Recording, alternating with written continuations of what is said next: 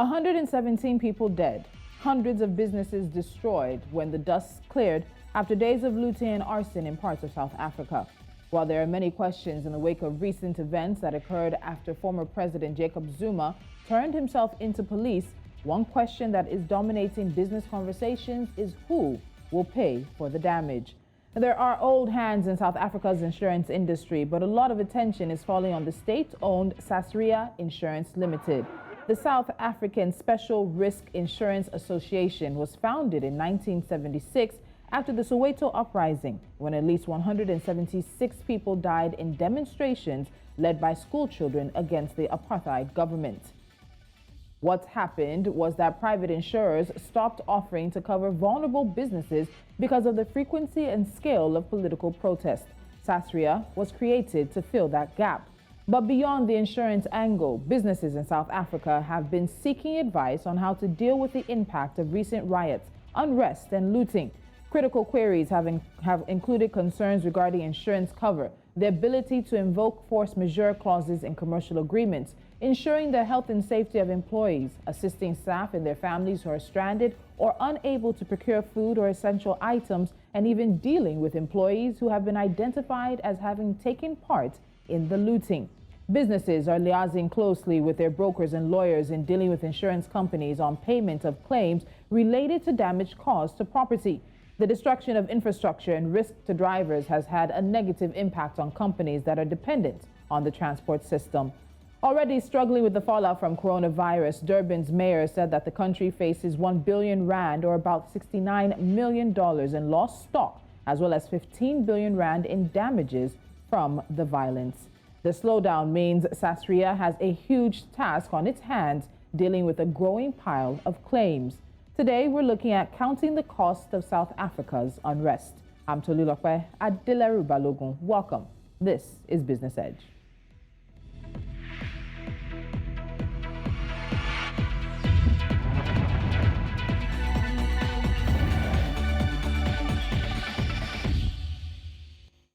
Apologies for the late start of the show today. So joining me from Johannesburg, South Africa is the Managing Director of the South African Special Risk Insurance Association, or SASRA, Cedric Masonda. Mr. Cedric, welcome to Business Edge. Thank you so much for joining us. Good afternoon, and thank you for having me in your show. All right. So far, it's been reported about 200 shopping malls were looted by Monday afternoon of last week in the riots that happened. We've heard that several shopping centers in Soweto were completely ransacked. ATMs were also broken into. Restaurants, stores selling alcohol and clothing were left absolutely empty. We also heard reports of livestock being stolen as well. As it stands today, while it might still be in the early days, how much damage are you estimating has been done? Have we started seeing claims coming in from business owners? Yeah, thank you very much. As of yesterday afternoon, we've received about more than 1,000 claims, and with an estimate of just R1 billion. And we know that this is just a drop in the ocean. We're expecting big numbers of claims. And our own estimate that this will be the SASRA claims, we're looking at anything up to 20 billion rand. Wow. Okay, so 1 billion rand of claims coming in, but you're estimating that you're going to get upwards of 20 billion rands in claims eventually when everything is investigated. Yes, yes. All right, so let's look at what some of the companies are saying. So we've had companies like food maker Tiger Brands. They've said they lost about 150 million rand of stock. Clothing retailer Mr. Price Group said they saw 109 stores completely cleared out and hundreds more had to close. But many people are concerned about the smaller businesses, the small and medium-scale enterprises that are going to be affected by this. And some of them don't have insurance. Now, SASRA is a state-owned company. This might be a question beyond you or outside of your scope, but I just want to know, is there anything that government is looking at concerning the companies that don't have insurance, particularly given that South Africa is coming out of COVID and unemployment is already a major conversation happening there? Yes, definitely. I mean, the government is looking at how they can help those small businesses, mainly small business that didn't have insurance. But our focus as SASRA is to pay claims as quickly as possible for small claims. So we are busy paying claims up to a limit of 1,000, so that we can help those business to rebuild their companies and start trading again. All right, so let's start getting into the claims conversation right now. How soon do you expect to start paying out on claims for your partners as well as CAIA partners as well? What's the timeline that you're giving? What do people need to present in order for their claims to be paid and, of course, I guess we would say approved in the long run? Yeah, so we've started already. So since Mondays, some of our partners, as you might know, SASRA work with insurance companies.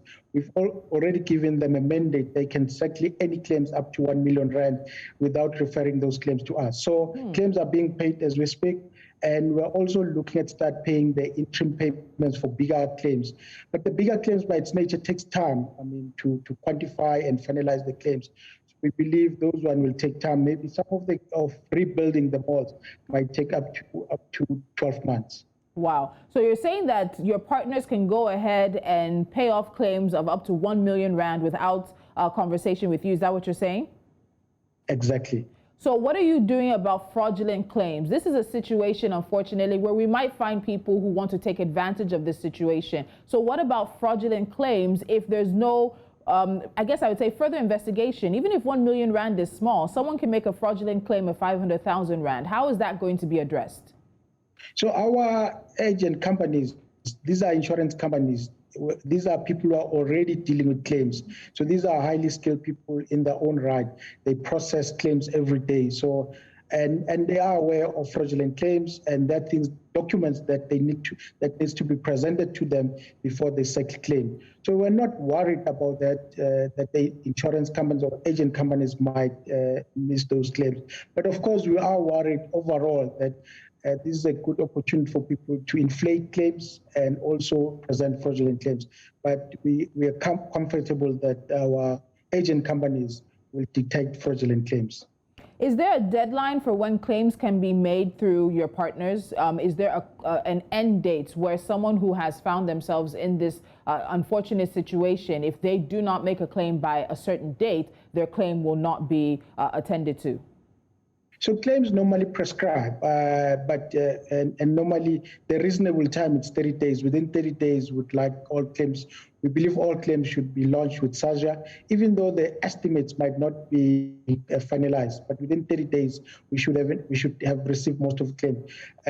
But sometimes it happens for good reason why claims cannot be launched. Maybe the owner is injured, he can't launch a claim because he's not in hospital. But there is a general rule that claims prescribe. If you haven't launched within 30 days or within reasonable time, it will prescribe.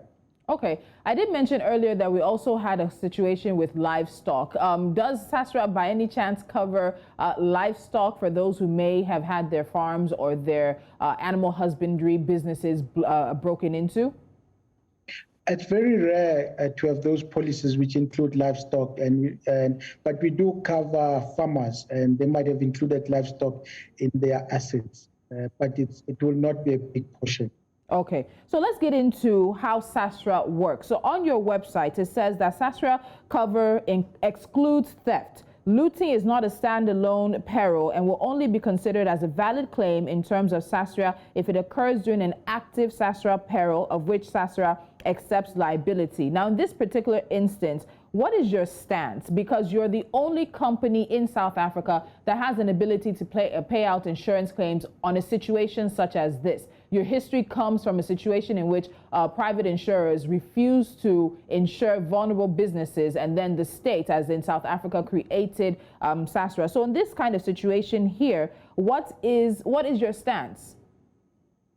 So our stand, it's easy. So we believe these are SASRA claims. We believe the property damage, the looting was as a result of a SASRA peril.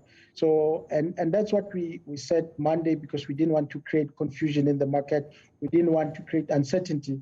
The looting on its own, it's not a SASRA peril. But in this particular case, the looting was a result of a SASRA peril.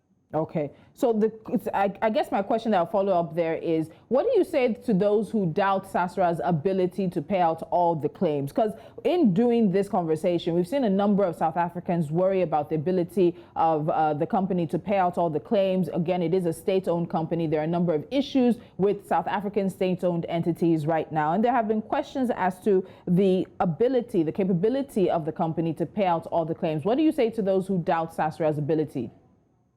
So there are two things that we are worried about, and we're trying to mitigate the risk. Firstly, it's operational ability for us to pay claims because we're expecting massive claims, and that's why we're working with insurance company. The second one, it's a valid question. I mean, no insurer has got an unlimited balance sheet. So we do have a balance sheet which has got limits, and also if you add our insurance, it's also limited. We started the conversation with the shareholder, which is the government, last week, Thursday.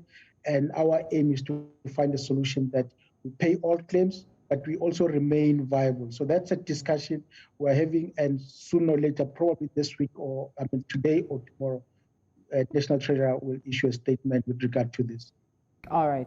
So you've already made requests for loss adjusters, as we're hearing, as well as assessors to be appointed, while loss adjusting companies are to collate all the necessary information to help expedite this process for South African businesses and individuals who have run at a loss, who have lost something because of the rioting. In terms of the parameters, what parameters are there for determining the losses that have been incurred by individuals and businesses? And in terms of how much is paid, is that a conversation that's had between you and your partner insurance companies, or is it a decision that you're leaving solely to them and SASRA will pay the claim as they have approved, or it's a conversation that is solely in the hands of SASRA? How is that going to happen?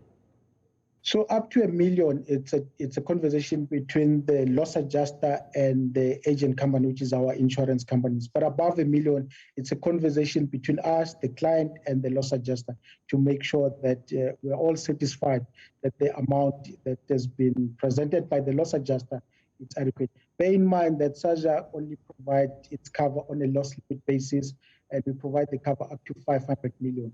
Definitely, there are claims that might be picked up by the London market, which ensure losses above 500 million. And that's a conversation between all of us who are involved in this as insurers in paying these claims.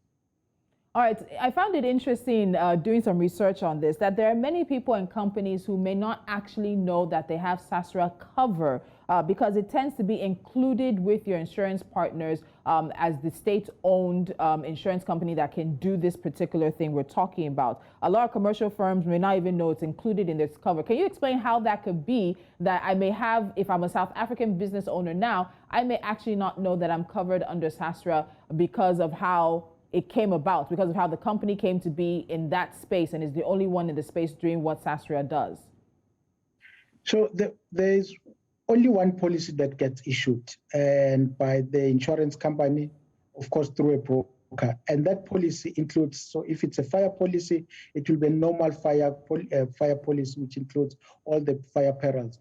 But on top of that, the broker will request, as a representative of the client, that SASRA must be included in that fire policy.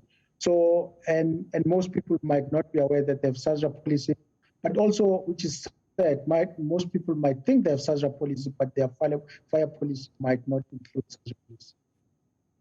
All right, so let's talk about your relationship with the South African Insurance Association, of which SASRA is a member. Now, they've said that the SASRA model is a good example of how the public and private sectors can work together to provide solutions to individuals and businesses in South Africa. Tell us a little bit more about your relationship with the association.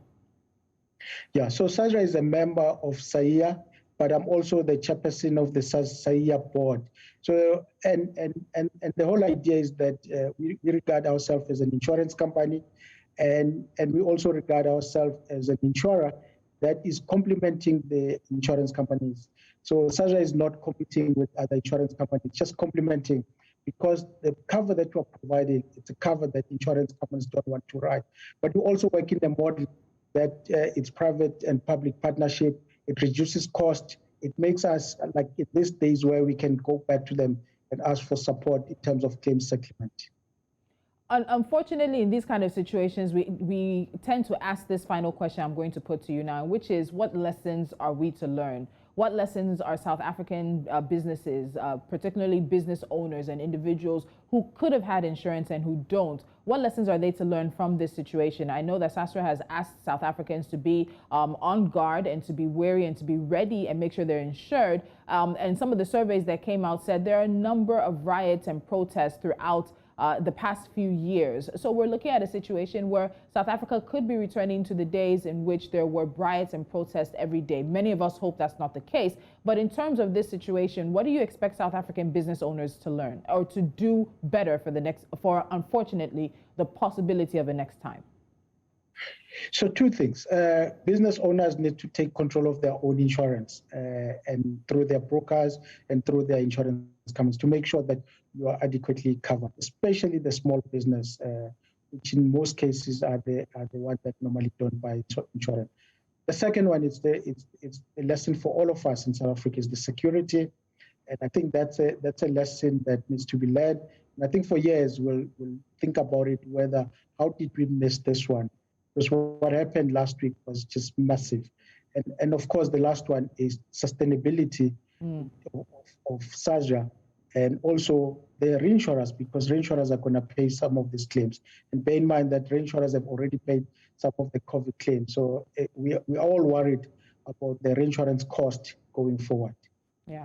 All right, Cedric Masonda, the Managing Director of the South African Special Risk Insurance Association. Thank you for your time today. We will be touching base. It's not yet 30 days, but this is a very special situation, an extraordinary situation for yourself and many South Africans. So we'll see how the process is going, and we'll want to touch base with you along the process and see how things turn out. Thank you for your time today.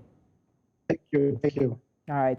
And we'll be keeping an eye on things. Things are a bit quiet or quite quiet right now in South Africa after almost a week of looting and arson. Many businesses suffered. It's reported that at least 161 malls, shopping centers, 11 warehouses, 8 factories, and 161 liquor outlets and distributors were damaged. We're looking at, according to him, about upwards of 15 billion rand in damage. Some people have started making claims to their insurance companies, and as the information comes out, investigations are done, we'll also, of course, be touching base with that. You're watching Business Edge. Up next is NC4 to Watch. We'll be right back.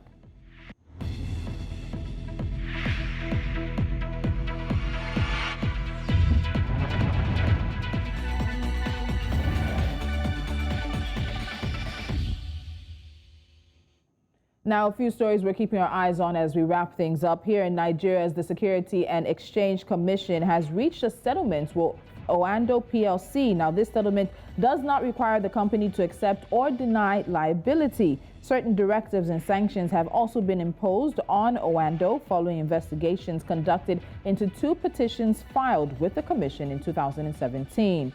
The Ticket Pro Dome at Northgate in Gauteng will be closing down. RX Company, which has managed the venue for 20 years, said that it was sold by its owners, that's the Sasol Pension Fund, to a third party that does not operate in the event space. The Dome opened in 1998 and served as a key event hall for many international artists and exhibitions, as well as trade shows and fairs. KenGen says it will invest as much as 216 billion shillings in 4 new power plants in Kenya over the next 5 years. Kenya's state-owned power utility is shifting focus from sources like hydroelectric power and thermal power to geothermal power. KenGen is the largest energy generating company in East Africa. Now, the company has drilled over 310 geothermal wells since its establishment and supplied 1,818 megawatts to the national grid. And number 4, finally on our list, gold has risen up as the spread of the Delta coronavirus variant threatens the world's exit from the pandemic. New waves of COVID-19 are challenging previous optimistic assumptions about the pace of the global economic recovery. Highlighting the change in investor mood, long-term treasury yields plunged to the lowest levels since February on Monday, aiding non-interest-bearing gold, and the S&P 500 fell the most it has fallen in 2 months. And that's it on this edition of Business Edge. Thank you for joining us. You know what to do. Subscribe to our YouTube channel. Follow us on all of our social media platforms. Download our mobile app on your App Store and your Play Store. And of course, watch us live on Star Times 274. I'll see you again soon.